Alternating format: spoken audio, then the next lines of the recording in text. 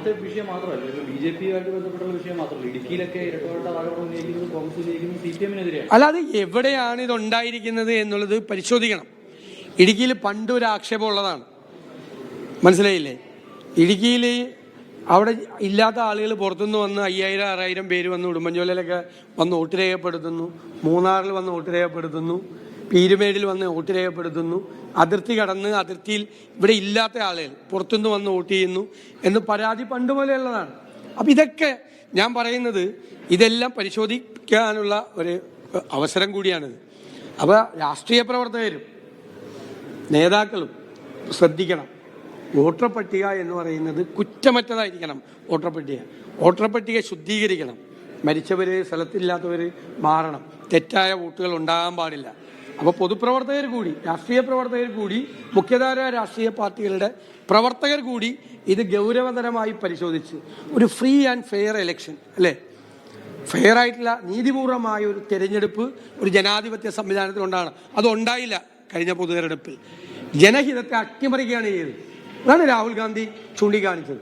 അത് നിങ്ങൾ ഏകാധിപതികളായ ഭരണാധികാരികൾ ഇരിക്കുന്ന ലോകത്തിൻ്റെ വിവിധ രാജ്യങ്ങളിൽ ഈ തെരഞ്ഞെടുപ്പ് വ്ളാഡിമിർ പുടിനെ കുറിച്ചുള്ള മുഖ്യമായ ആക്ഷേപം തെരഞ്ഞെടുപ്പ് അട്ടിമറിച്ചാണ്. ആരും ജയിക്കില്ല, അദ്ദേഹത്തിനെതിരായിട്ട് ആരും ജയിക്കില്ല എന്ന് പറഞ്ഞ മാതിരി ഇന്ത്യയിലാകാൻ പറ്റില്ലല്ലോ.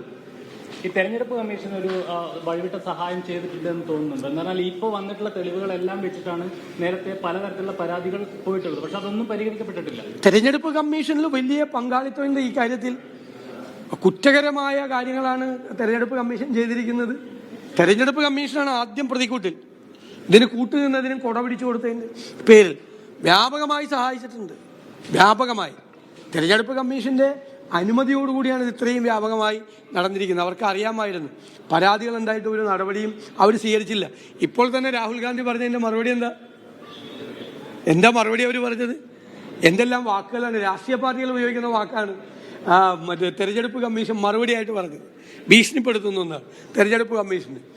ഇത്രയും തെളിവുകളോടുകൂടി നമ്മുടെ രാജ്യത്തിൻ്റെ ചരിത്രത്തിൽ ഇതുപോലൊരു സംഭവം മുമ്പിൽ വന്നിട്ടുണ്ട്. ഇതിനേക്കാൾ കൂടുതൽ തെളിവുകൾ രാഹുൽ ഗാന്ധി എത്ര മനോഹരമായിട്ടാണ് അത് അവതരിപ്പിച്ചത്. ഇത്രമാത്രം തെളിവുകളോടുകൂടി, ഒരാൾക്ക് നിഷേധിക്കാൻ പറ്റാത്ത രീതിയിലുള്ള തെളിവുകളോടുകൂടി അതിന് പറയുന്നത് ഇന്ത്യക്കാരനല്ലെന്നൊക്കെ പറയും. മറുപടിയില്ല.